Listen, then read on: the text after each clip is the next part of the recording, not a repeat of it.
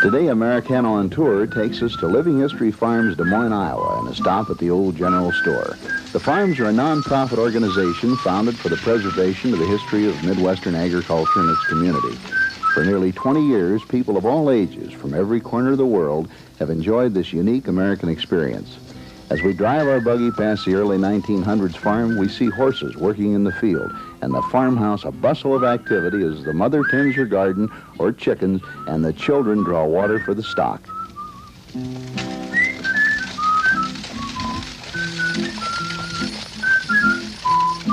Our journey goes on to the nearest town of Walnut Hill, a settlement of the 1870s, and as we pass the mansion on the hill, which houses the most affluent of our residents, we can see the lady of the house in the flower garden, or even the maid perhaps hanging laundry behind the summer kitchen.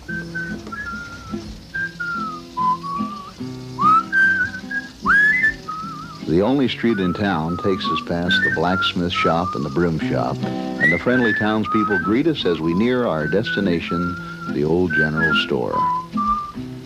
In the late 1800s, the hub of activity in this little Iowa town was the Greteman General Store. This establishment has been completely preserved for over a century and is one of the most educational and rare experiences we can find. Join us now as the storekeepers meet my son and I at the door.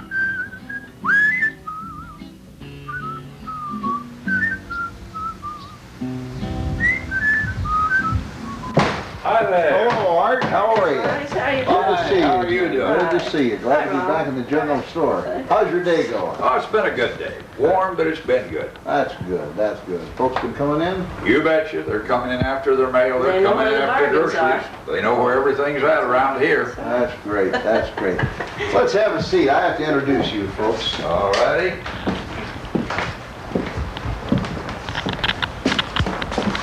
For the benefit of the viewers, folks, this is Art and Ermedine Dickey, the curators of the general store here at Living History Farms.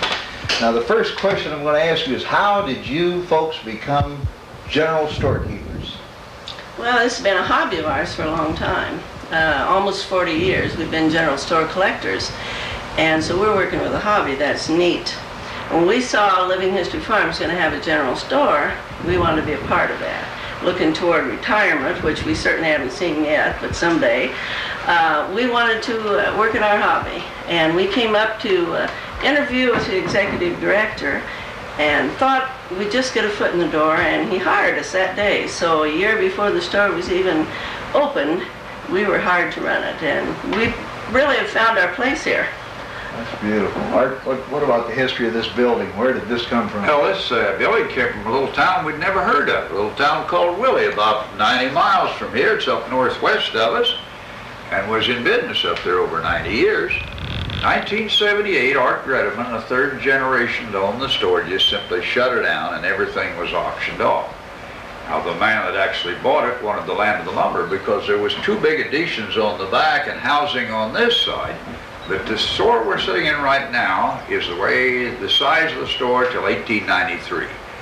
And then they started adding on to it. And this building was torn apart, every board was numbered, and was cleaned back up, and in a year and a half from the time they started, the store was back in business again. Well, for two of the most dedicated people that I've ever met, you are certainly involved in one of the most dedicated projects. And before we go any further, you got anything cold to drink around here? Sure, we got some sarsaparilla. Okay. Can't beat sarsaparilla. Can't beat that. Sarsaparilla. Now, Art, you have got a history behind this particular beverage. What is it? Oh, it's hilarious. Back in the 1840s, Dr. Isaac Townsend ground up some sassafras bark, mixed it with molasses and diluted with cheap whiskey. And he had a medicine really going there. In fact, it was going so good that a couple other guys wanted in on the deal, and they hired a man by the name of Townsend for $7 a week so they could use his name. Then they claimed that the original Dr. Townsend was a fake, and they both did very well on it. They did it, but it just finally eventually came into what we're drinking here right now. It's very tasty. It tastes like the forerunner of root beer. You got it. That's what it is. This is the forerunner of root beer. Of course, today there is on the market both, but this is your forerunner of root beer. This is a natural herb beverage. This is a natural herb beverage. Yep, that's what this one is. Very good, very good. Often wondered, you know, in the Western movies they talked about sarsaparilla. Well, here it is. Yep. Still being sold today. I grew up on a farm just down the road. I know most everybody in town and handle the insurance for quite a few. I'm their State Farm agent, Dennis Hoffroge.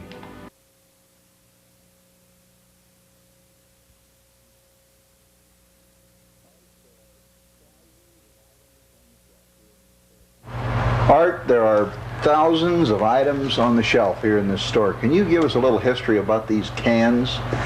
Well, these cans, of course, are our reproduction. They're the reproduction of the 1870s. But, Dan, everybody takes a tin can for granted. You know what we do. We buy a can of something, we take it home, we open it and throw it away. But the tin can is older than what most people think. The tin can is 178 years old this year. Invented in 1810 in England by Peter Durand, and it went into use over there immediately. We know the Underwood Company was using it in America by 1839. Gail Borden had a canned milk factory going to New York City, 1858. And of course, we don't have them on the shelf, but good old Van Camp's got started 1861, Chase and Sanborn 1864, Campbell's 1869, Heinz 1869, and this is the big change that's going to come in stores.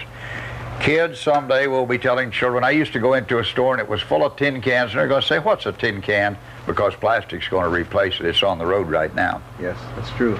That's true. But this is the first example of tin cans, right? Well, this is the popular for the 1870s. This is what they called the hole-in-the-top can. This was very popular in the 1870s.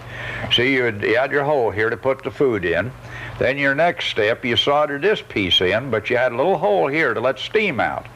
And at a certain point, after it was prepared, then they put a drop of solder on that hole, and that sealed it, and now it was ready for the label. Now, were these efficient as far as a preservative method? Oh, sure. Yeah, this would last a number of years. In fact, some of their first experiments with the canning, you go back in the early 1800s, lasted 2 years. Mm-hmm. And they was very happy with 2 years coverage, see? Well, these probably would last for 10 years. Now, you see, they were pretty advanced. They were. That's what I said, the tin can's something that has been around. Well, it's been around 178 years. The history of the tin can. Art, you know, when I came here this afternoon with Robbie, you talked about the folks picking up their mail. Now, can you give me the importance of this particular post office in this general store? Well, sure. In the 1870s and for many years, well, after that, there was nobody delivering your mail to you out in the country. If you lived out here in the country, you had to come into the nearest post office. So if you could get the post office in your store, that was a benefit to the storekeeper because it drew trade in, but it was also a convenience to the people living out there. And you see, it wasn't until 1896 that they even started experimenting with rural free delivery. And when this post office was closed in 1901, it was due to rural free delivery because the people in town put up mailboxes, and that discontinued the post office here. But they didn't throw it away. They stored it in the back. 1981, Ermedine got it declared a legal drop zone, so if you want to mail something out of this store, you can. The postage is raised, though. Back in the 1870s, 2 cents for a letter. The penny postcard came out in 1873, and so the prices has come up, but you can still mail out of our post office if you want to. The post office in the general store is still operating. That's right. That's great. Ermedine, this is a strange looking item, and for the benefit of the folks out there, could you tell us what it is? Well, this is a baby bottle, and not a very healthy one, I can tell you. You know, baby bottles go a long way back. They go, well, one of the records we know about a baby bottle is in biblical times, and it was made like a gravy boat. And then the next one we know about that was really different was in 79 AD. We have a picture of a baby bottle that was dug up in the ruins of Pompeii. And it's made out of clay. It has a clay nipple. And a lot of times, you know, they use the nipple was cloth. What they do is put it in a bottle and saturate it with milk, and then the baby would suck on the piece of cloth. And then when the milk was all gone, you tip the vessel and put more milk in. And that's the way they had a nipple for a while that way. But this bottle, this came in 1851 in London, England. It was called a O'Donnell bottle. And it wasn't a very healthy bottle, but it was used a long time. We have people who come in that bring us pictures of where a cord might be this long on it, you know, put it up on a dresser, bring it clear down to a bed for a baby to drink, and there was no way to clean that at all.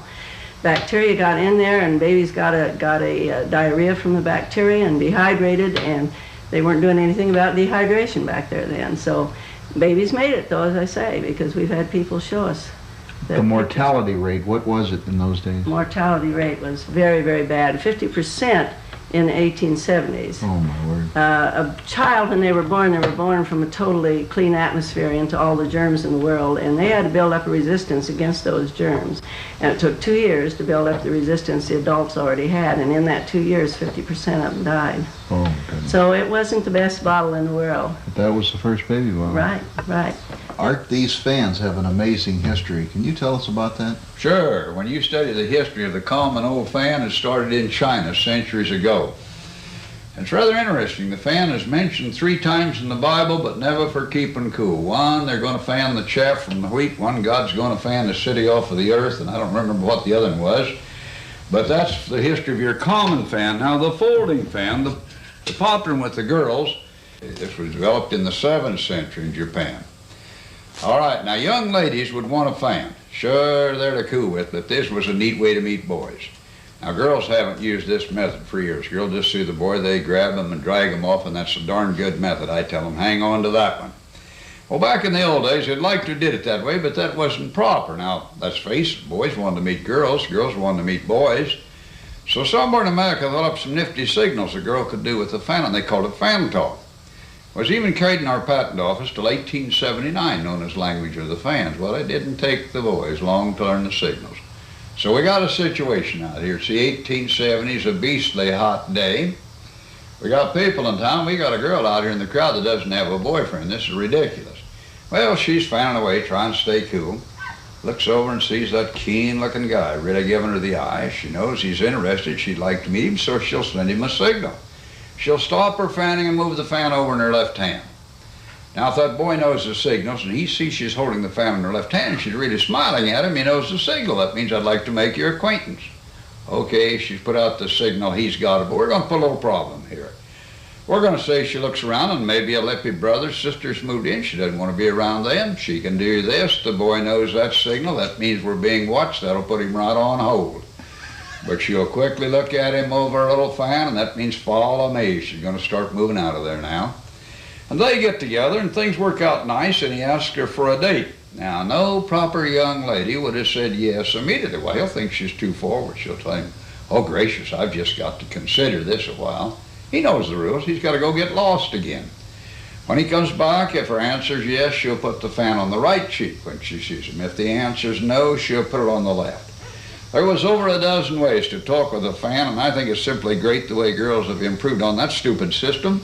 Most girls today can wrap it up in about 20 seconds, what it took them all afternoon to do. I'm for progress myself. When I was growing up, I learned a lot by watching my dad.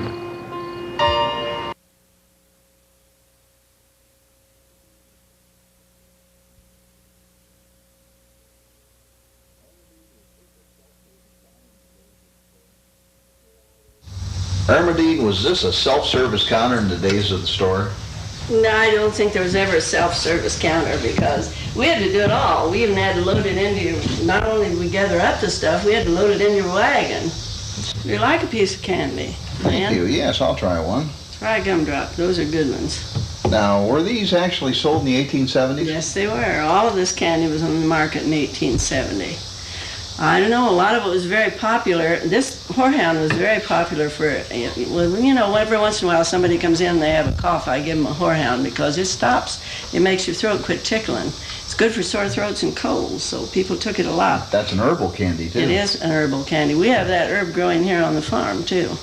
Now, this is anise, and a lot of people like anise, but anise, we also have the plant anise growing on the farm here, but it tastes like black licorice, and we have to get black licorice out of the country. It doesn't grow in America. Mm-hmm. And, of course, rock candy will always be a popular one. Rock candy is, this is the old-fashioned one, crystallized around a string. Oh, my gosh. Sugar and water, I tell you, you know, I don't know how that is for the teeth, but nevertheless, kids like that a lot. Candy goes back, well, in the beginning, it was used to take the bad taste away from medicine.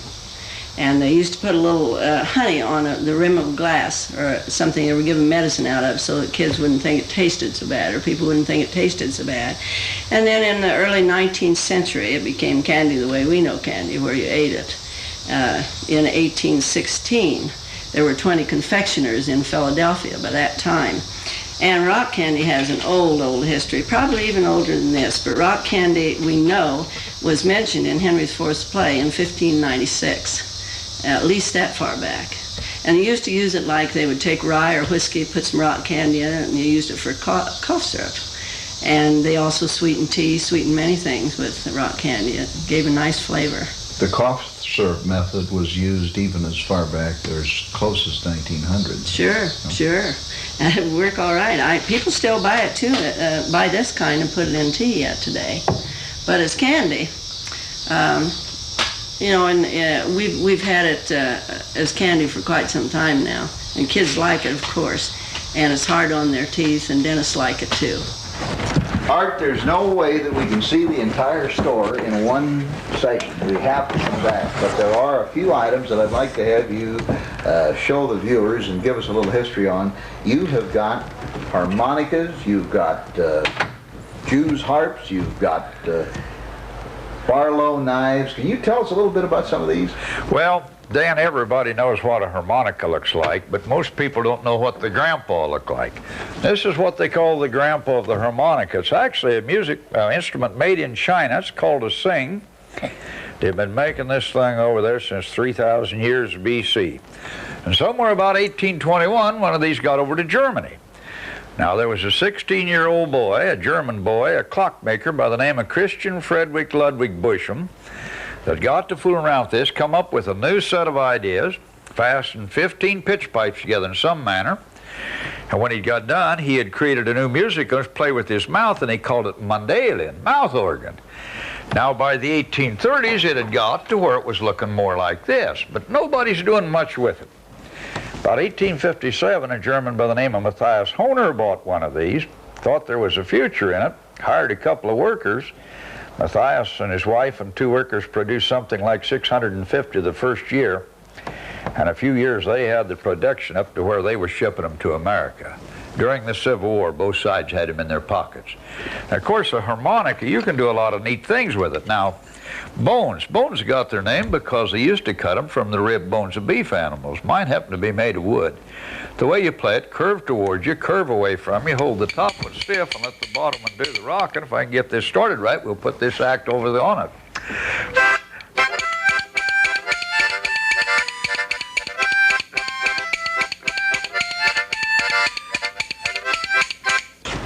Well, Dan, this is one of my favorite instruments. Nobody knows who invented this instrument. The history of this goes back to the medieval age. That puts it anywhere from 700 AD to 1500 AD. In early English literature around 1500, they call it a trump. They really don't know why. By 1595, they were calling it a Jew harp due to the Jewish peddlers peddling them, and the fact that you pluck this like you pluck a harp. Today, it's basically called jaw harp or folk harp. Now, I make this thing look easy to play, but you got to remember, I'm playing this about 20 times a day. You hold it in your hand. You don't want to be touching the spring. There's no sound. I'm going to get her in my teeth now. Now, it takes practice, but as soon as you can do that anytime you want to, the best practice is to shape your ABCs way back in your throat. All right, now once you've got that, you've learned now you can control that sound with your throat. All you got to do is think how the tune goes and you can play it.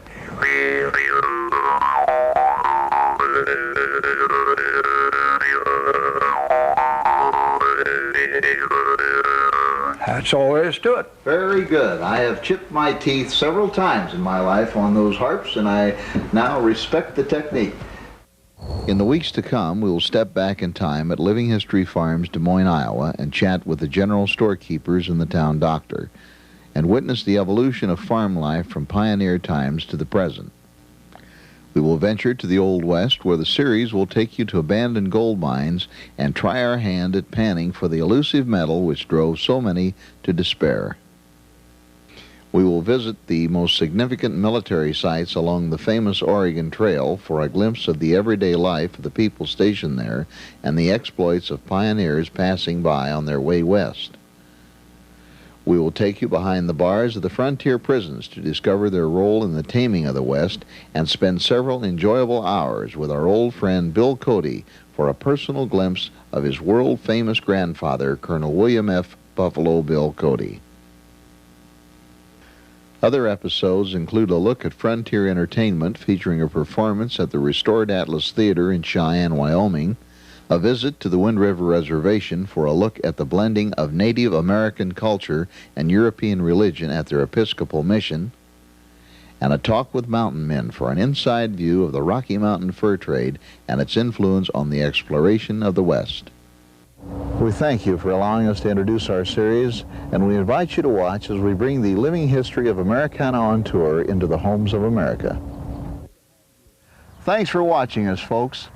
The success of our program depends on you, the home viewer. If you have comments or questions about our program, please write me in care of Americana on Tour, Congerville, Illinois, 61729. We'll see you next week. That's Americana on Tour, Congerville, Illinois, 61729.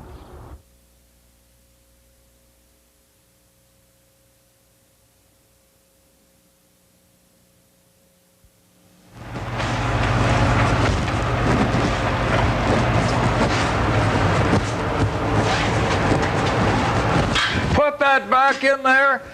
Never changes. That's the third one today. Kids just never change.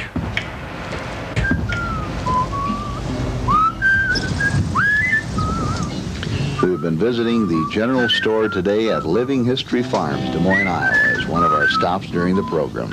Special thanks to Mr. and Mrs. Art Dickey for their fine contribution to the education of America's school children, and especially for their invitation today.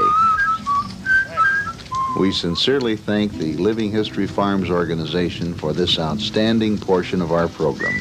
See you soon, folks.